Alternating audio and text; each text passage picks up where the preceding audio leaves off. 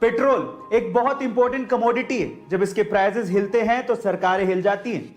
India में पर litre petrol की कीमतें 90 रुपए से लेकर 100 रुपए के बीच में हैं। लेकिन अगर मैं आपसे पूछूं कि पूरी ही दुनिया में सबसे सस्ता पेट्रोल और सबसे महंगा पेट्रोल कहां पे मिलता है और कितने रुपए का है, तो आप लोग क्या कहेंगे? चलिए मैं इस वीडियो में इसका आंसर भी दे देता हूं। गाइस, सबसे सस्ता पेट्रोल पूरी ही दुनिया में वेनेजुएला में मिलता है और प्राइस सुन के आप लोग हैरान रह जाओगे। पर लीटर पेट्रोल की कीमत मात्र ₹1.44 है।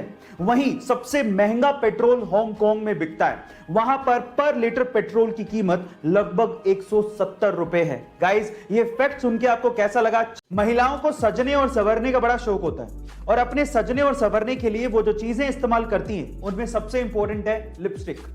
अगर मैं आपसे सवाल पूछूं कि आज तक आपने सबसे महंगी लिपस्टिक कौन सी सुनी, देखी या खरीदी, तो आप लोग क्या कहेंगे? मे भी 100 रुपए की, 1000 रुपए की, 10,000 रुपए की।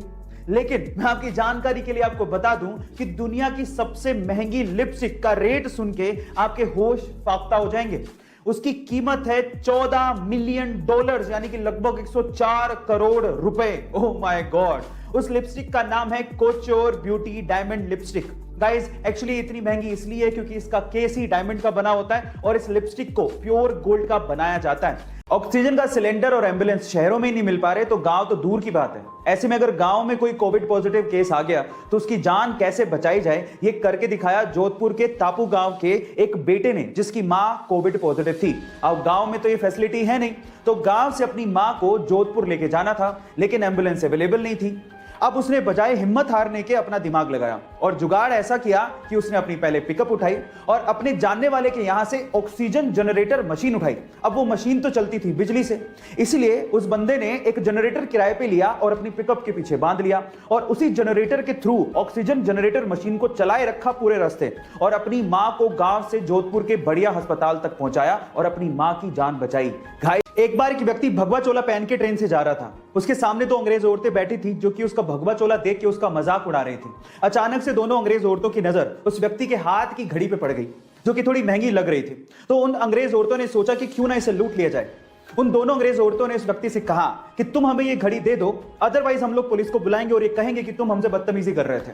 उस व्यक्ति ने बात सुन के भी अनसुनी कर दी और ऐसे रिएक्ट किया कि उसे जैसे सुनाई ही नहीं देता। फिर उन दोनों औरतों ने उसे इशारों से समझाया पर वो तब भी नहीं समझा। फिर उसके बाद उस व्यक्ति ने दोनों अंग्रेज औरतों को इशारों से कहा कि जो भी कहना है वो लिख के दे दो। तो उन दोनों अंग्रेज औरतों ने ये लिख के दिया कि तुम हमें ये घड़ी दे दो, अदरवाइज हम पुलिस को बुलाएंगे और कहेंगे कि तुम हमसे बदतमीजी कर रहे थे। जब लिख के वो पर्ची व्यक्ति को पकड़ाई तो व्यक्ति ने पर्ची पढ़ी और उसके बाद बोला कि अब पुलिस को बुला लो। गाइस, वो व्यक्ति जानते हैं कौन थे? वो व्यक्ति थे स्वामी विवेकानंद। बेचना एक आर्ट है। आप जितने अलग तरीके से अपने प्रोडक्ट का विज्ञापन करेंगे, आपका प्रोडक्ट उतनी तेजी से लोगों के दिमाग में चढ़ने लगेगा और आपकी सेल्स भी बढ़ने लगेंगी। और कुछ ऐसा ही किया रेड बुल ने।